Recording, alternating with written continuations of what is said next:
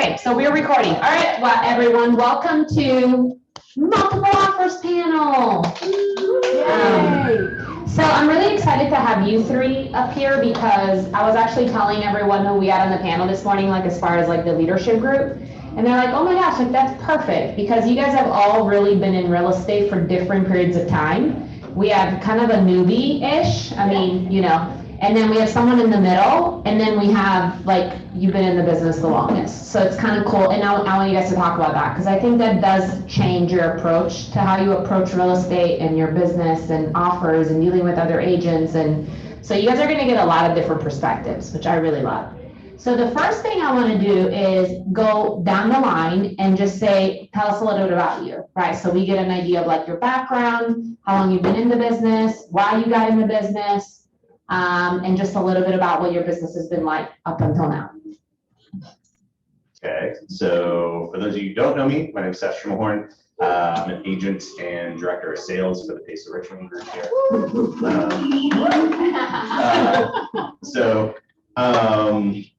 I've been in real estate for 4 years, a little over 4 years now, I think. Got into it full time once I moved to Richmond about 5 years ago. Prior to that, I worked for Guitar Center for about 10 years. I started out there as like an assistant manager, went up to store manager, district manager, had a bunch of different stores that I ran, and so forth. And then prior to that, I thought I was going to be a musician. I actually toured full time for a couple of years with a band. So I have kind of perspectives. Yeah, we'll put it on. It's just scream over that. You do not want to hear that music.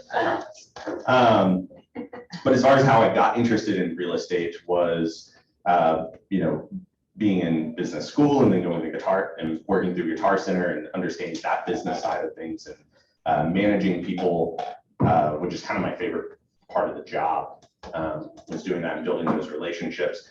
I got really interested in investment properties and kind of started a little bit of a side business of helping other investors like look at properties and analyze deals and, hey, does this make sense? Is it viable? Does it have room for growth?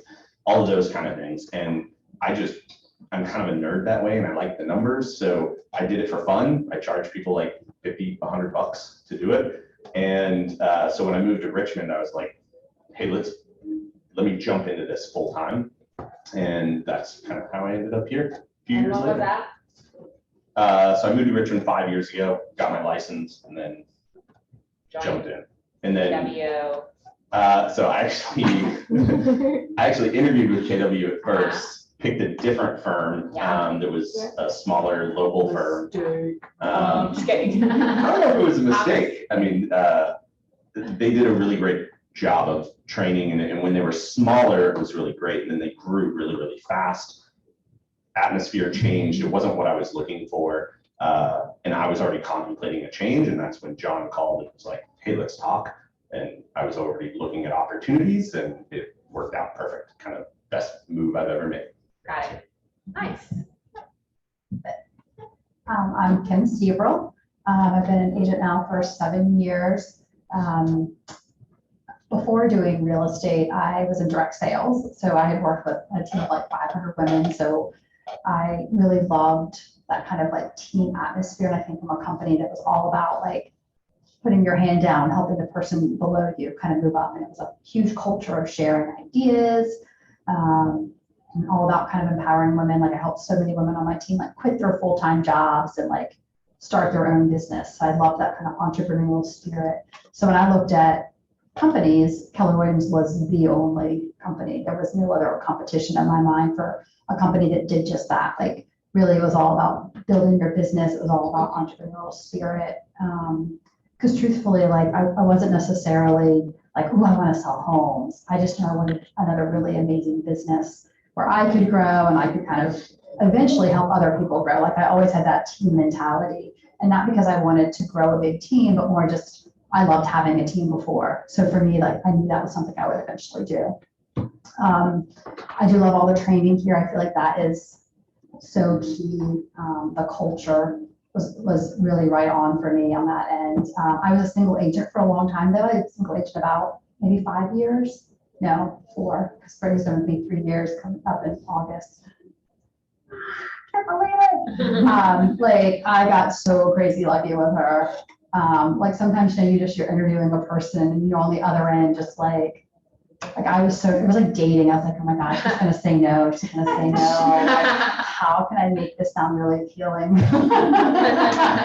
Like, you know, I felt like I was like batting out of my league, I guess, when I hired her. So that's the thing. I was super nervous. Because like when you meet somebody that's that much, that you know is really that talented, you just wonder, like, are they gonna wanna work with me? Like, do you have that, John? Like when you hire, and that's when you know you have the right hire, because you're like, man, you're like shaking. You're like, it does feel like a date. Yeah, this person's awesome. Like, I know, right? Yeah. So, and as a single agent, I did really well. Like I sold a ton of houses. I was in the #1 spot for a couple of years running with volume and units. So I knew I kind of could figure that out. So for me, this business is all about like helping other people, and we're all women on our team right now. Not that we tried to do that. It's just that's kind of how it's worked out. But I love that part of it, and trying to teach them how to grow a business. So I'm super excited about getting you guys more of like my mindset of like how I grow my business, how I think about my business, because that is multiple offers. That is how you win deals. Is it when you think like a business person, not just the one deal at a time. It's about like relationships. So I'm sure we're going to get into more of that. So Cool. Good morning. Morning, Eunice. I have been in real estate, just celebrated my 2-year anniversary. I think week before last, yeah. My background is in information technology. I ran a lot of, I worked as a systems administrator and just worked in the area of client care and overseeing the departments that served our internal and external clients. But then made a decision to be at home and grow a family. I have 4 kids, so I was home with children for about 15 good years, which was really a trip as a corporate climber. I'm like, wait, what? Did I even want to have kids? let's stay at home with them. But it was a beautiful thing. I mean, it's quite a transition. But I also had a little side gig that I worked. I worked in the space of wellness and with women, and you know, every mom needs something to get them out of the house, right? So that was my thing. But I was able to grow a team and really have some good success in that space. But real estate was just one of those things. I was having the big birthday like 2 years ago. I'm like, all right, girl, you're about to be 50. You know, you've always wanted to do real estate, so go do it. And I didn't tell anyone, not even my mother, just my husband. So I went and took the classes, went in there and thought, oh my God, what am I doing? And just sort of jumped in. And at that point, I knew about 19 realtors as friends. And so I just took the top tier of that and said, hey, where are you? Why? You know, I had some thoughts about where I would have landed. I thought I would have been with the realtor that I loved and have been cheering on for the last 16 years, but it just didn't feel like the right fit. And I talked to KW originally over in Midlow, and they're like, yeah, we think you'd be great. And I was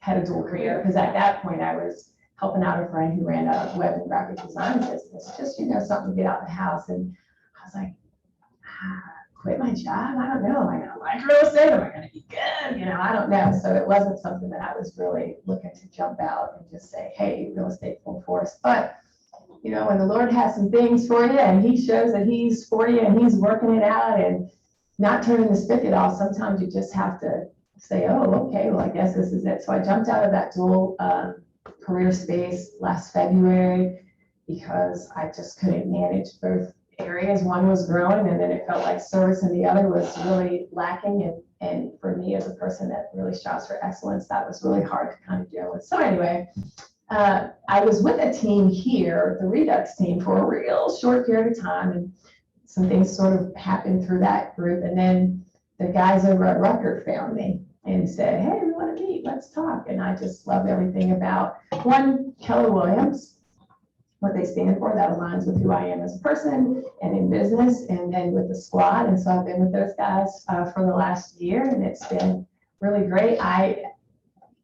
I've been winning a lot of deals, so I'm like, oh, multiple offers, I'm gonna talk about this, okay, so maybe as the newbie on the block, you'll get like how a lot of that has been working for me, but yeah, that's how I kind of arrived in this space, and it's been really great. Just hired my first showing specialist about 4 weeks ago, so yeah, it's been quite a 2 years. Okay, so y'all can hear me, but I mean, do we need this? I think, yeah, that's my biggest thing is it needs to be loud enough. Yeah. So, okay, so first of all, as I sat here, it's funny because I wrote you guys all a thank you card, and I actually have to sit there and I personally handwrote your thank you card. Not that like, oh, I'm so busy, I can't do it. But that's something that I usually leverage off, right? And in writing it, I was just thinking about each one of you guys individually because I've had the pleasure to sit down with you guys all one-on-one. And it is just so awesome to have you three in our office. I mean, you guys bring such different worlds in to this market center. I mean, right, Seth, like you with your sales background and what you bring to the pace of Richmond, like that is such a unique value add that you bring in. And Kim, your love for just pouring into people and the way that you do it. And I know just you're fun to do work with, and then having wine with you is also really fun. So just that perspective of just giving Kim seeing both sides of her, I just love your energy and everything that you bring to a room. And Venus, you're just such a powerful woman. Like, I don't know if you see that or you like that, your perception of what you get from the outside world into you, but I just love having you in the office, and I'm so glad you made this work, because I know you had a closing and you kind of had to move things around. And I say all this to say and really tell you guys and everybody that's going to watch this later is, your business grows to the extent that you do.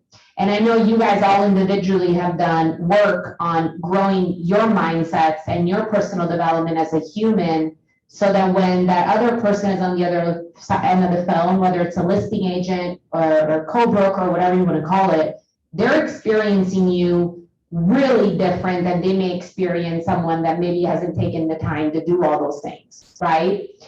So consider that too, right? Like I always say, like, consider the source. Don't take it like your broke uncle probably isn't going to give you great stock advice, right? Like that kind of mindset. So these are great people you guys are listening to, great stuff. So the first thing I want to do, just kind of as a logistics, check it off so everybody can write it down. That's really looking to come here with like, these are the steps that I do when I submit an offer. Can you kind of start, and probably what's going to happen, I'm guessing, is by the time we get to Venus, some things are going to repeat, which is okay, because I want them to understand like, oh, this happens every time. And then also I think what's going to happen is there's going to be something that you do that you don't do, or you do that you know what I mean? Like I want to kind of get that perspective.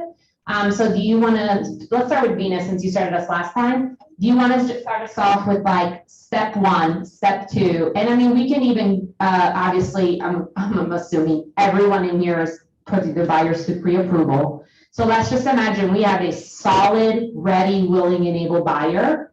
But I also want to hear a little bit of the conversation you're having with your buyers to prep them for what's about to happen, right? So the biggest thing I will say is it does all start with, we talk about pre-approval, but a lot of it starts with that buyer's session or that buyer's consultation where you're really setting the expectation for what you're about to embark upon, right? And then for me, so yes, first they're pre-approved.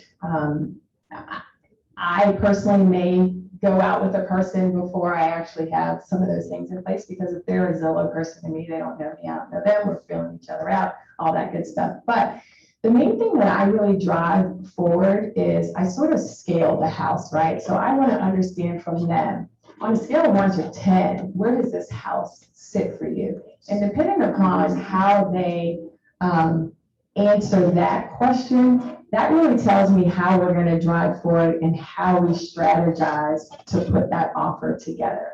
So if it's a 10, and again, they already kind of know this because in our buyer session, I've said, listen, if we go out and we see a house and it's a 10, we're writing on that. We are throwing all of the things to it. It's, right now in most spaces, you're looking at inspections, you're looking at appraisals, you're looking at, what's my earnest money look like? So I'm really framing it up for them that if it's an 8, then I really like this house, and my earnest money is probably gonna look like $1,000. In an inspection, am I willing to weigh that? That's not something I'm really pushing people towards unless they're like, this is a 10 and I love it and I gotta have it, and we're just going all in. So I really try to figure out, where does it scale for you? Because I want it to really be their decision, right? And then from that, this is what a 10 looks like. This is what a 10 offer looks like. And that might look like we're all in, we're not doing an average $1,000 deposit. I tell them, I'm not an average girl. I like to be, above average. I want something that, distinguishes us. And so we're looking at that. We're drilling down to what the inspection piece looks like. And I guess we can drill down into that. We're looking at, on the appraisal side, what does that look like? I'm calling the agent, determining, hey, what's most important to your person? What are the things that we need to consider when we write this? Because if I know you're building a house and hey, you got a couple more months in that, I'm using that to say, hey, you got to rent back for the next 60 days. We don't want you to have to move. So anyway, it's making that distinguishing with your client what this house means to them. How will they feel tomorrow if it's not their house? And then really driving that forward with how do we write to win? I think I said a whole lot that can be drilled down into. Yeah, hey, Venus, I have a quick question Yes. before we went to Kim. So, because I think this kind of gets glazed over, and I think it's like one of the most important things that's always been a difference maker for me is that call to the listing agent. Yes. I feel like that is the secret ingredient. So tell me, let's just script role play. I'm the listing agent, you're Venus. Yeah. So that's easy. And you have a buyer, and when do you call me? When does this call take place? Walk me through that. Can I interrupt a second? Yeah. Someone said they've been waiting. Oh, really? to- What? I don't have anybody on here. Richmond West Training. Yeah, did they go to kwrwtraining.com? That's what I did. Weird. I don't know. They're not pinging in. I don't know how to invite someone. If you come over here and you put their email address, I can send an invite straight from here. It's Juanita. Oh, it's Juanita. I think she's in here. Okay, let me work on that. Give me a minute. Okay, so, all right, So we can. yeah, go ahead. Yeah, you guys role play. Okay. Well, or I was even gonna say, I'm gonna say something ahead of time, that's like before you even talk to the, Okay, go before ahead. you talk to Yeah. the agent. So I'm going to use this as an example. So I had a client call me out of the blue and they said, hey, we've been working with another agent and we've been putting in multiple offers and we're not winning. And we're tired of this agent. We feel like they're not, whatever. So they had gotten my name from somebody else. And so I think this is the most important thing is if you, in a competitive market, you have to have really serious conversations about what they're looking at to start, right? And you kind of got at this. And so I talked to him and I said, okay, so tell me what's your top number? He said 540. I said, okay, what have you been looking at? He's been looking up to 540. So, right, so I'm already like, that's the problem, right? You need to be looking down. Right now, the market, the 540, and I know this, the 540 market, and if you don't know this, you go talk to other agents to find out. I know that the 540 market means that someone's starting probably at like 475, 485, 499, right? You have to be able to escalate up. I didn't know the market that they were in, but they would have to escalate. Those homes were really going much higher. I said, so we need to start looking low. We're not going to look at anything that's over 525. Even that, I thought he's only able to escalate 15,000. That may not win it in a market. And you can look at this. You can go back and look at what's sold in a market that they're liking. You can see where the start price is and what the end price is, right? And if you see that everything's escalating $50,000 and $60,000, well, he's got to go backwards then. So I think that's like the first step. When you're with a client, is that realistic expectation of can they win the deal to start? Do they have funds? Right. Sometimes it's, and I think that's called like a little bit of ethical realtoring too, right? Like you don't put a client in a home they can't afford or that stretches them beyond what they're comfortable with. So they have a comfortable zone that they know they can afford. You have to go back. the market's shifting now though, right? So like, we're not having to offer as much. So you do have to stay on top of, which is why it's important to be in the office here, talking to agents who are selling all the time, because we're gonna tell you right away, like the market is shifting. All of my buyers are under contract, under the asking price right now, every Wow. one of them. Right, so like, how does that happen, right? Like, it's happening. Yeah. And I think that that's really, I love that you said that, because that positions you as the professional, right? Not just, oh, my client has a burning desire to buy a house for 550,000. You can do that all day long. But again, as Ken said, if you know that houses, if you've looked at the data over the last 180 plus days, and again, I tell clients, this is just data, this is just a guide, right? A house is worth whatever somebody's willing to pay, but this is just giving us an idea and a snapshot of what it looks like in the market right now. And that's how we have to sort of claim, that's how we have to claim, and that's how we have to look at things. And I agree, there's been this softening that has occurred in the last 4 or 5 weeks. I've been able to get several people under with, I'm like, oh my gosh, I haven't done this in a year. We're not struggling ourselves to go out, we're not giving up our firstborn and get the house. We're able to just do some things that are what feel like normal, right? But I do love that. And I do the same thing when I'm in that session and saying, listen, we have to look at what's realistic from an affordability and a budget standpoint. And so the last thing I want is someone to be house poor. And so we really are drilling down in, what does that number look like? What does that financial snapshot look like?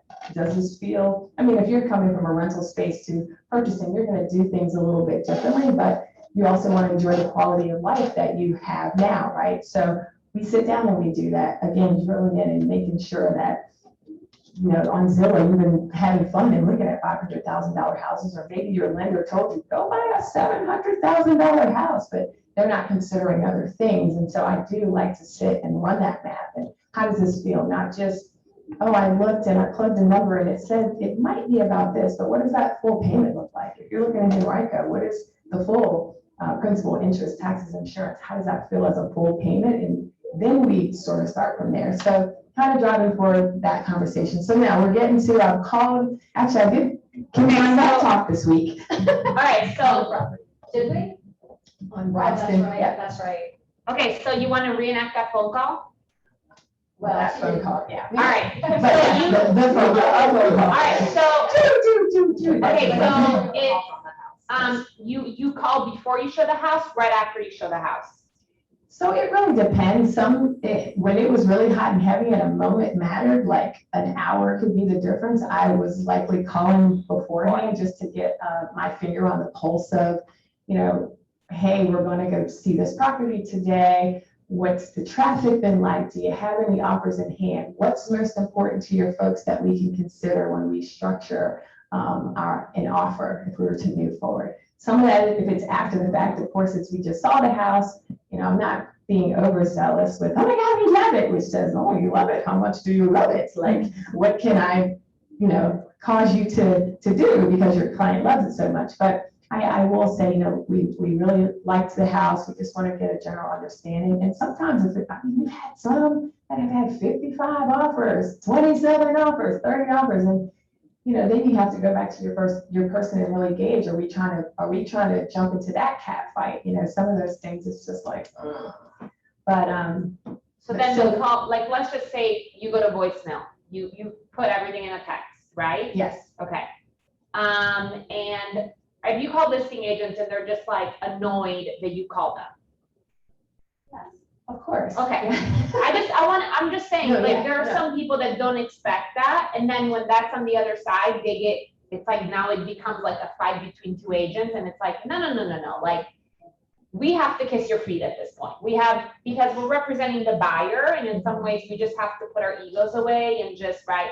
So if they're like, they answer, they're short with you. And then what happened? Like, how do you handle that?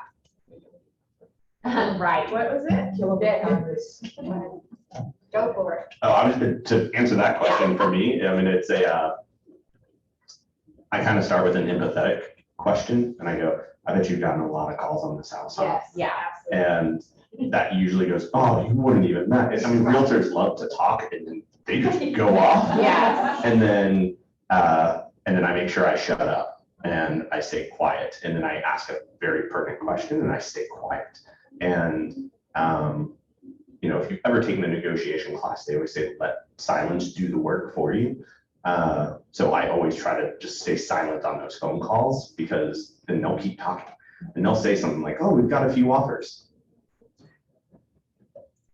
And they can't take the silence, and they go, and yeah, they're pretty good offers. I'm like, oh, pretty good offers, cool. And then they keep talking, but then, like, you know, I at that point I have more information where I can go into it. And yeah, and I'm making that call, like Venus said, you know, before the showing sometimes, depending on the house. And, you know, I look at the house and I go, oh, this is going to be a really hot property, I need to check into this. Or if it's one where maybe I know the agent, or if it's, I think it's overpriced or it's going to sit, I'm making that call once I show the property.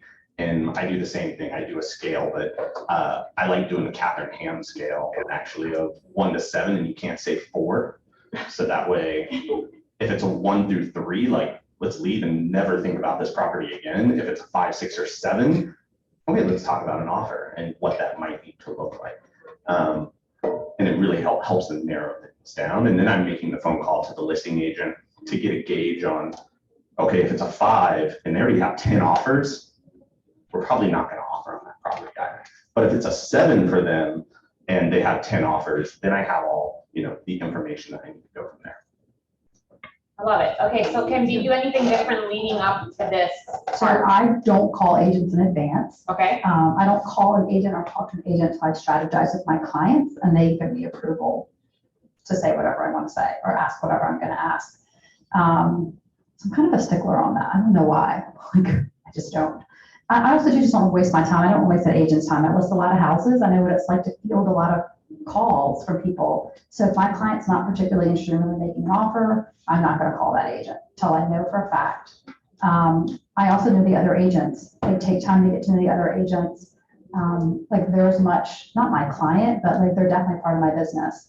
So I know, this is going to kind of sound bad, but here's what I'll do. Like, if I call an agent, and I get them on the phone, if it's an older agent, y'all don't shoot me for saying this, but if it's someone who's older and I get it done, they're kind of old school, like, I'm going to really court them, right? Because they want to talk. They like the old school way. They like relationships a lot. They want to hear from me a lot. They want me to do everything like by the book. Like, I just kind of read the other agent. If it's someone who's fast paced and doesn't even answer my phone calls, I'm just going to text them because they don't want to talk to me on the phone. And some agents don't want to talk to you on the phone. They don't have time. I really do get to know the other agent. Like, and if I feel like that they're enjoying conversation, like Seth was saying, like, I get them in conversation, right? Like, hey, this is tough. Like, I list houses too. I know what it's like to have, you know, nonstop showings or get like 12 offers and have to like handle everyone's questions. And it's a lot more work for the listing agent. If I list a house, sometimes my phone just rings nonstop all day Saturday and all day Sunday as a listing agent. So I do appreciate it. It's hard to keep track of people, like, everyone's calling you. So I know what that feels like on that side. So, like, I think recognizing that. I think the things that are important is that when you're talking to the other agent, I want to come across as professional. I know what I'm talking about. I'm collaborative, I'm cooperative. I'm going to represent my client, but I'm also looking for the deal to work. And I want them to notice those things right off. Right? Like, that's what it's going to be like. So anything they get from me, if I say I'm going to do something, if I have a conversation, I follow up with a text or I follow up with an email, however they like want to be communicated with. So they're really like an integral part.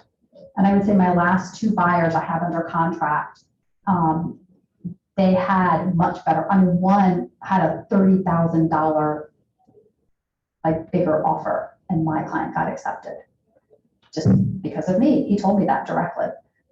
So I do think when you take into account the other agent, what they're looking for, you send an offer that's completely filled out, which is highly unusual. How many of you guys in here as listing agents get incorrectly filled out offers all the time, right? So, like, fill the offer out correctly. When I send the offer, I have a set template that I send, and I never knew it was that important. Catherine Ham's the first agent that told me that my offer got accepted by her when she listed the house because the way it was presented. Because here's the thing, they take your email and just forward it directly to the client. The client sees whatever you say in there. So if it's unprofessional or you don't say anything, so I think that's really important. Have a template for how you present the information, what you say to the other agent. Know that the client's going to see it, the seller's going to see it. So I think that's just your first presentation of how you look professionally when you present the offer. Make the listing agent's job easier. Yeah, so if you're honestly, like right now, the same advice, if you're making a lower offer, right? We're talking multiple offers, but it's the same thing. If you're making a lower offer, say in there why, give bullet points, facts about why the offer is lower, right? Because they're gonna forward that onto their seller. It's the facts. It's not like, well, this house isn't as nice.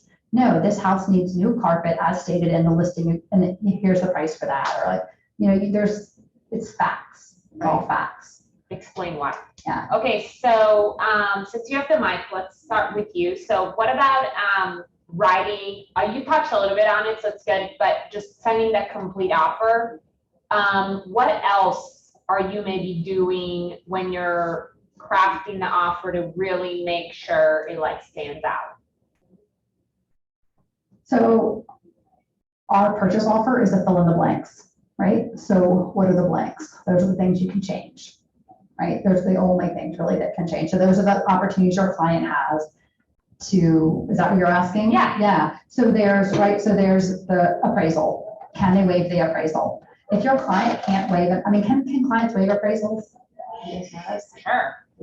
But can they legitimately waive the No. appraisal? Like, right, if they're alone, there's going to be an appraisal. Right. So which means that they have to have cash to back it up. Do they have the cash to back it up?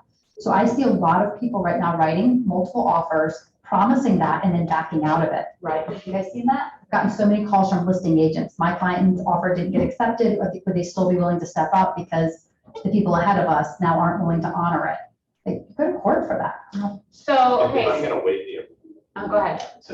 So to say to that, like, as a buyer's agent, to separate myself, if I'm going to have a client who's getting a loan waive an appraisal, I don't just send a pre-approval letter, I also get a screenshot of their account with the cash to show proof of funds that, hey, if the appraisal does come in low, here's the money that's going to pay for it. Like, don't worry about it. Nice. I think That's good. I think also too, the reality is that if you, let's say that you're making an offer on a 350 house, right? And your client's making a $400,000 offer. So there could be a $50,000 gap, right?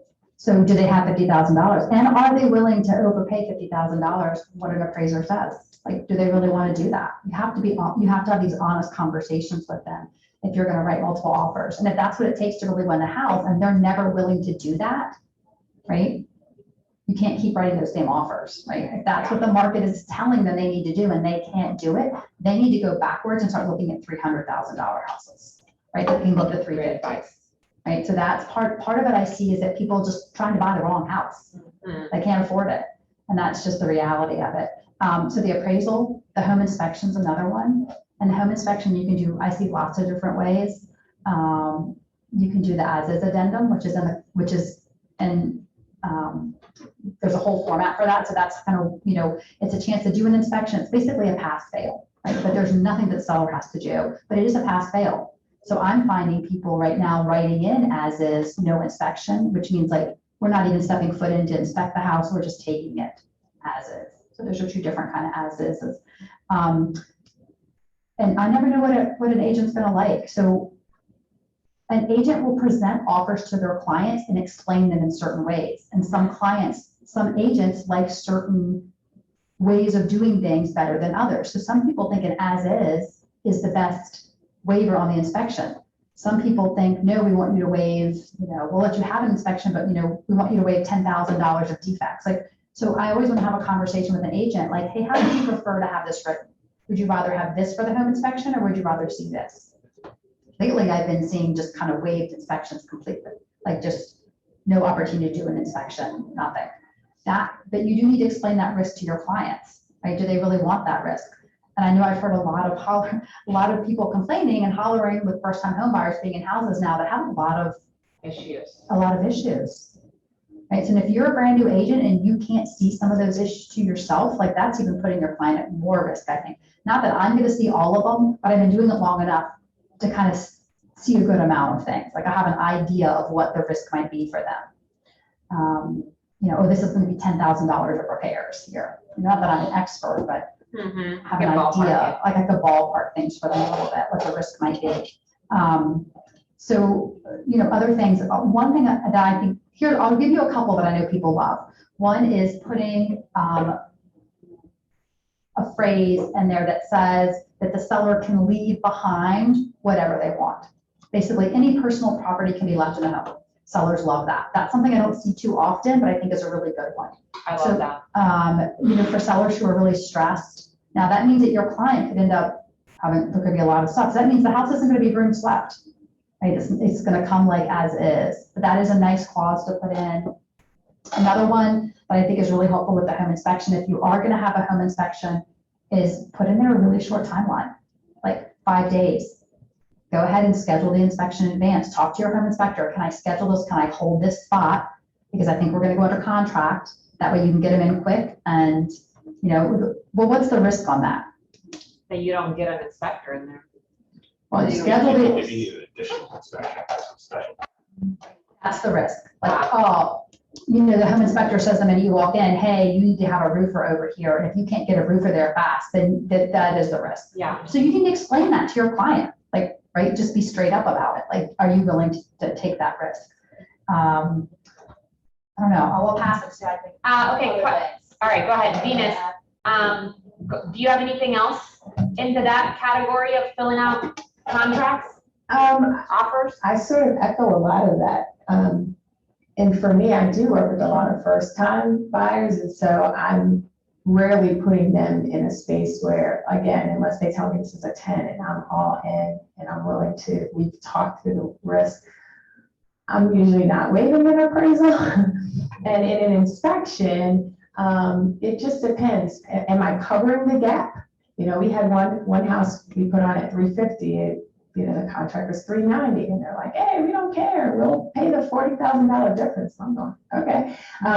But in some instances, maybe you're not going to cover the full difference, but maybe you're going to cover up to a certain amount. And, early on, there were some challenges we were having with appraisals, but for the most part, well, up until like now, I guess, appraisals have been coming back, at the price point or in some instances beyond that. So I think even if you're not saying I'm going to make up the full difference of, it's a $350,000 house, the appraisal came back at $345. Maybe I'm willing to pay up to $2,500 to help offset that $5,000 difference. So there's some other creative ways you might be able to write that. There was something else. I just wasn't too. So when it comes to the offer price, so you can start at the asking price, but oftentimes I'll have my clients escalate to a high spot. So you can escalate, I shouldn't say that. You can escalate, but I'll have them come in really strong.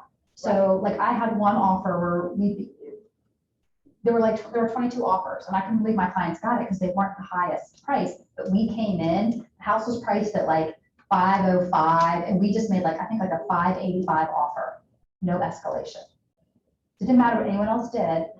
My clients just came in super high, right? And so people escalated higher than that, but for whatever reason, the client loved that. My client also did I think a $10,000 or $15,000 deposit, or maybe it was it might have been a $20,000 deposit. So we just came in with very strong financials, and then regardless of what anyone else is willing to pay for this house, my client is stepping up and they're going to pay this amount, right? So sometimes that can be a strategy you can use. And we did that offer. They were taking offers on Monday. We made that offer on Friday, and I called the agent and I said, I'm sending you an offer that no one will beat, right? And so I put in his hands early, and I said, my clients are just, it's better to give you guys examples. I said, look, my client's super excited. We're not trying to offend you. We know you're waiting until Monday for offers, but they have lost out on 4 houses. They're just so super excited. They just want to put this in. So he sent the offer in, and we asked for a 24-hour turnaround. So I thought, well, we might offend them. They could just say no. And this is a strategy, right? And my client was like, no, we like the strategy, do it. And so I did it. And this agent called me back. I also knew this agent. It's okay if I say this kind of stuff, but Of course. this agent likes to take the easy way. So I thought, well, I'm going to give him an easy way, right? I'm going to make it easy for him, because who wants to have to collate 22 offers on a Monday? He might not want to.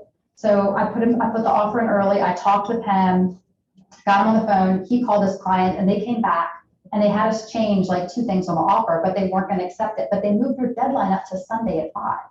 So my client's like, okay, let's let the offer ride. Well, here's what happened, is that offers came in way higher than ours, but our offer and that seller's mind was already their offer. And they took it.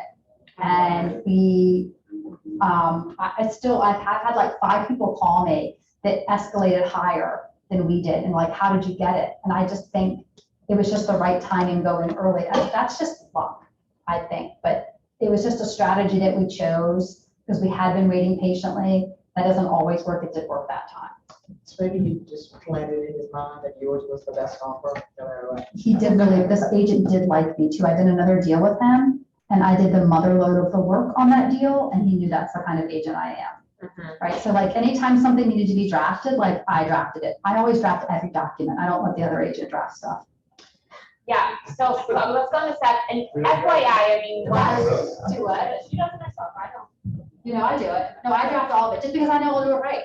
Yeah. I mean, that's terrible to say, but like, and other agents don't want to have to do the paperwork. I don't know why agents don't like paperwork, but they don't like to do the paperwork. We're coming back into that. Like any kind of an Addendum. any kind of an addendum, anything, like if a repair request needs to be adjusted, instead of them adjusting it on their end, if I'm the buyer's agent, I'm like, I'm gonna take care of it, I'll send you the new adjusted one. And all they their love client has to that. do is sign it. They love it. I'm making their job easy.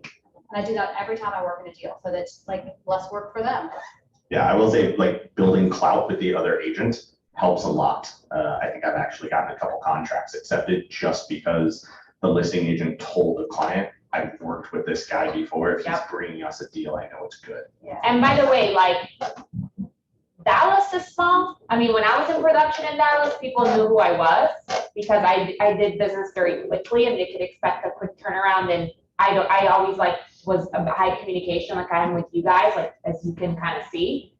I can imagine how much smaller the real estate world is in Richmond. I mean, I'm learning that kind of everybody knows the big players and knows who's doing what. And so it's going to happen that like you guys are doing transactions with people that will talk to other agents and you kind of get a reputation, right? So if you're always abrasive, you're always having a bad day, you're always taking it out on your co-broke, you're not filling out the forms or the addendums, amendments, repair requests, whatever it is on the app, or you are, right, one or the other, the word kind of gets out there. And it's like, oh man, I don't want to work with Maria. She's a pain. Like, you know what? Like maybe your offer's the best, but I'm kind of going to let my client know like, hey, listen, she's a whatever, fill in the blank, right? She's going to always make sure she gets her way and she's really hard to deal with. So I'm just telling you, we can do it, but here's kind of what to expect,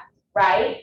And one of the things about KW is that you are a pleasure to work with, right? That's like kind of like what's synonymous with our brand. So when they don't experience that on the other end, by the way, we hear about it. Like I get calls from appraisers, I get calls from inspectors. They're like, oh my gosh, I just want to let you know what your agent was like today.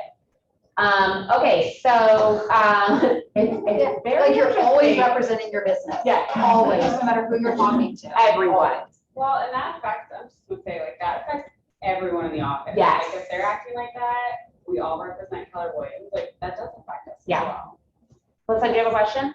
Yes, so some of the stuff, I mean, she may be able to answer since you work with the first-time buyers a good bit. So some of the stuff that you talk about with your clients, as far as being realistic about the houses that you're looking at and the price ranges, and how do you say that with them without putting them off? You know, still maintaining that positive relationship with them. It just is what it is. Like I get that, everyone's but- paying for housing right now. So you need to know what they're paying right now. Like, is that comfortable for them? Do they want to be, can they pay a little bit more, right? So it's about knowing what they can do month to month and having a good lender that they talk with. So the lender should be giving them most of that information. And if you want to have a good lender partner, right? And then a good lender partner that explains to you too, like what's going on. And you have to have financial conversations with your clients. Like it's about putting your client to home so they can afford. Like not only do you want them to like love it and be like, oh, I want to grow my family here. I have emotional connection to this place. But at the same time, I can also afford it and feel good about affording it, right? Like. So So for me, again, any buyer is going through a buyer's conversation with me, and we're covering all of that. It's not, we're going through the process with the steps, 1 through 6, we're going through that, but we're also going through the ins and outs. We're going through the additional expenses. We're going through, what I call like, you got to pay to play. What does that look like? We're going through the financial snapshot. Okay, you want to live in this area. You want a house that's, 3+ bedrooms. Let's look at, you even pull it up. Let's look at what are our options right now. We kind of go through some of them. Okay, this looks like something you would want. And then we actually break down the payment for that house. And again, I want to understand, because like I said, I always lead with, I need to know from an affordability and budget standpoint that this works, not just you have this idea in your head. Everybody says 300,000, so 300,000 in North Chesterfield looks different than 300,000 in the west parts of the West End. So even just based on taxes. So what does that look like? So we go through that exercise. This is the number. How does that feel? If you're not putting 20% down, we have to also think about PMI. So remember, that's getting thrown on top of this number. Hey, if we're looking at townhomes or condos, what is that HOA fee or townhomes fee? What does that look like? So I really want them to think of it as, this is my bottom line number. And then I actually work with them on, how do we scale off of that? Like let's say 300,000, I'm just hypothetically, 300,000 puts us at, 1,500. Well, we didn't put 20% down. Well, we may have to add PMI to that. Well, now we're at this number. All right, this is what the HOA looks like. So now we're really also here. How does that feel? I don't want you to be so stretched. And I tell them, again, I don't want you house poor. I don't want you eating hot dogs and different variations of ramen noodles. We got a poached egg today and a fried one tomorrow. No, like, how does this really feel? And if it feels like too much, then we scale off of this and we get to, back down to a different number to put you in a space that's more comfortable. And then also, like you said, what are the reserves? What do we have? If we're talking about, you really love a house and we do want to step up to the plate with some appraisal difference, where do we have that? Or are we not in this dogfight, So those are just the ways, and I take it really from a care perspective. It's not, at the end of the day, I want you to be happy with your house. I want you to be able to afford your house. I want you to enjoy a quality of life that you have now. Like I said, you may have to do a few things a little bit different coming from a rental space. There's a little bit of a stretch, but also just being realistic about what does this look like and what does this impact to my family making this move. And you just have to, like you said, drill through the numbers and look at what that feels like. So again, I do that in my session, but then I do pair them with our trusted lender partners, because I tell them, I'm like, look, I do this at a very high level. You don't want me as your lender. I'm an agent. You want me to stay in my lane, but I can conversantly talk to you and give you this snapshot. But once you talk to the lender and you guys get into the nitty gritty, they're going to give you the actual fact and factual numbers. But I want to be in the neighborhood of a house and a total payment that makes sense. Yeah, that's good.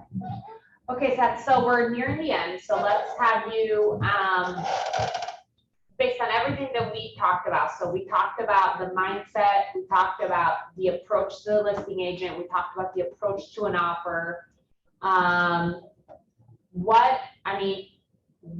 What's left in just the getting your offer accepted? Because that's a different class on like getting it to close. Yeah. Which, by the way, that's also our job, right? Like, no one gets paid. The person doesn't get the house of their dreams if we don't keep the deal alive and move it forward, no matter what it takes. But what am I missing on the front end? What are we missing on the front end? So I'm sure you've gotten a lot of information through everything we've talked about. I think to kind of give you just, I guess just like a breakdown of, I like to try to keep things a little more simple. So to give you kind of that like steps from the beginning, I think there are a couple things that are very important that you have to do as an agent. One, you really need to know your market. If you're not time blocking time every week to study numbers and stats and look at neighborhoods, and you don't know how to run a quick CMA, if your client says, I want to make an offer on this house, and you don't know how to do a quick CMA on that house to see that, all the houses around it are selling for an average of 109% over the list price, you need to learn how to do that. Because that's great information to go back and say, hey, they're listed at 400,000, so what's 109% of that number? this is roughly where I think, how offers might come in. So I think that's important. It's one, you need to know your market. Two, I think we stressed over and over again how important a buyer consultation is. If you're not sitting down and doing a real buyer consultation with your client, you're doing a disservice to them more than anything. So you need to understand your client's motivations, what they're, what they really want, so you can align yourself with their goals. And there's a phrase in there when we were talking about, kind of setting expectations with them that I like to use. That I say, hey, I don't want to put you in a house that you can afford. I want to put you in a house that you can afford, maintain, and then still live a life outside of that. Because I think a lot of people don't necessarily think about the maintenance of a home, especially first-time home buyers who are coming from a rental where they've never had to call an HVAC person to get an HVAC service and so forth. So it's setting those expectations very early on in the buyer consultation. So that way, when you have the conversation going into an offer, you already know what their comfortable level is and does it make sense for them to offer on the house and what does it look like. The other thing I think we kind of mentioned briefly at the end was have a very, very strong lender partner. As newer agents, if you haven't called 10 lenders and have them take you out to a free lunch so you can interview them, go get free lunches. Like every lender will take you to lunch. It's awesome. And start with our in-house one first. Yeah, start with Chris. Like Chris is a perfect example of a perfect lender that will help you win contracts. He works nonstop, by the way. Not that he should, I counsel him not to. I don't know how he does the amount of work I don't he does either. at a time. Like he is very efficient and Yes. good at what he Very does. And he's somebody who will call the listing agent on your client's behalf as well. As a listing agent, that kind of means a lot for most people. So go find a really great lender partner so that way you can really understand the finances. They should be able to help you with your client understand the finances. And then when it comes to writing the offer, I think the biggest thing we stress as well is call the listing agent or send them a text. Like you need to understand how to draft the offer based on what the seller wants. I had a listing not too long ago and I got an offer from an agent who was so excited to send this offer. He's like, we can do a 14-day close, blah, blah, blah. I was like, well, that's exactly the opposite of what my client needs. Like, we actually need like a 45-day rent back. And like closing, we're hoping is 35 days from now and so forth. So call the agent and understand what that offer needs to look like and what you need to put in there. And then to Kim's point, hey, we're thinking of doing an inspection waiver because you said you have multiple offers. How do you want that phrased? Like what makes the most sense to you? Same thing with an escalation clause. I actually lost out on one deal because the listing agent didn't understand escalation clauses the correct way. Wow.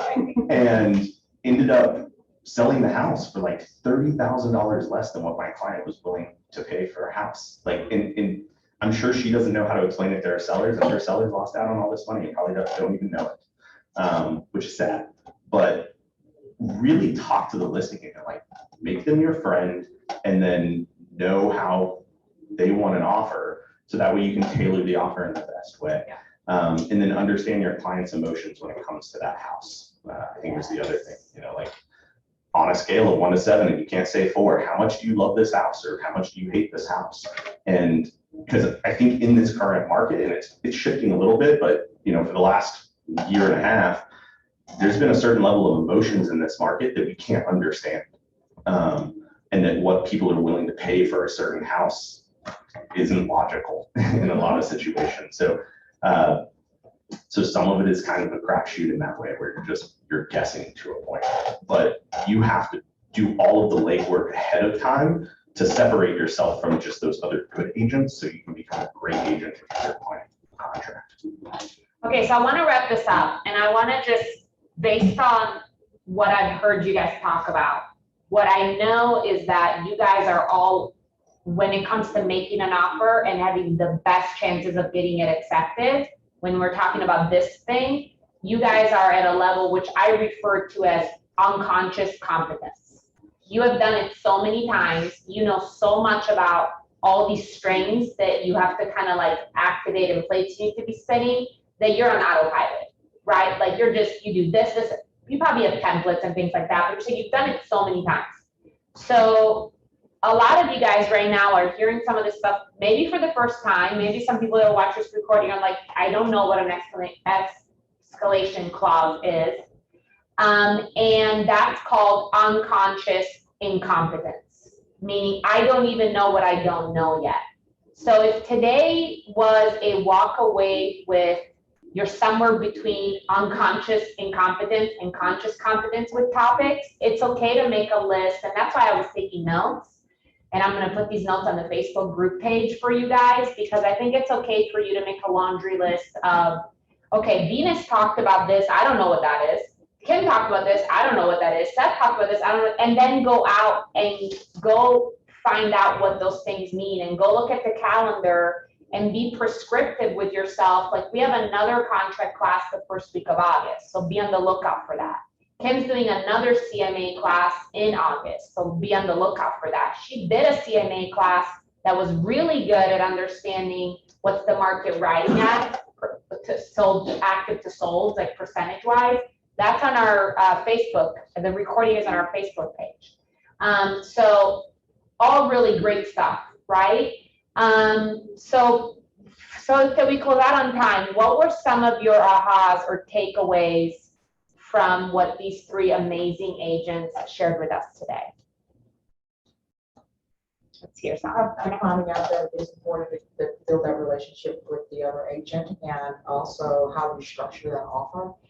Because one of the last offers I submitted, I did get a compliment back email from the listing agent that he really liked my completed, well-written contract. So that made me feel good. And the training I'm getting here and all the help from the other agencies. Right, that's awesome. And you're also showing up to a lot of things. So I'm noticing. That I mean, helps me. honestly, We noticed. honestly, if you guys have a fully filled out contract, you're already in like the top like 25%.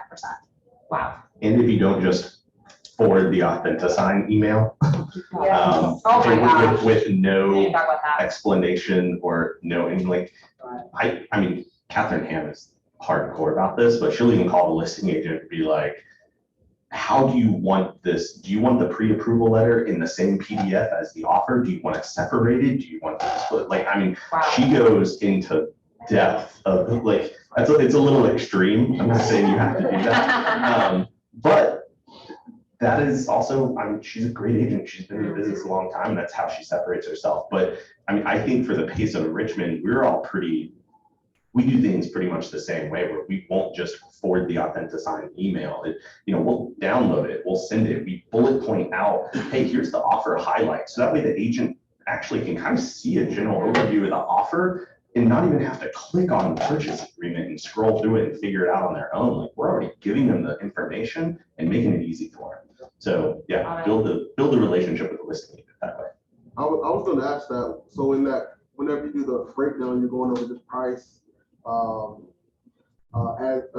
Price and anything special. I say, offer highlights, and I put price if there's an escalation, appraisal. no appraisal in all caps, or no, or whatever the waivers are, closing date, or when I made the call to the listing agent and they said, well, this is what's important to you, I put that in there. I mean, the one I just recently got accepted, the lady, it was her parents' home, and she told me all about how her kids played in the backyard and the grandparents built this sandbox and this play set and this playhouse and all that stuff. So I put it in the offer, like right there, like all of that stuff needs to convey. And we would actually love a list of all of the like play items, the sandbox, and any general care and maintenance of anything like that that we need to know about.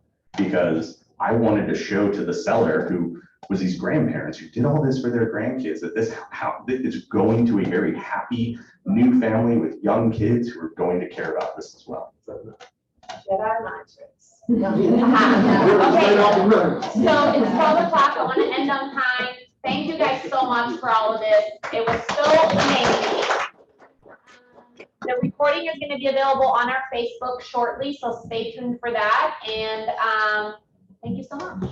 Really, good job. You did a great job.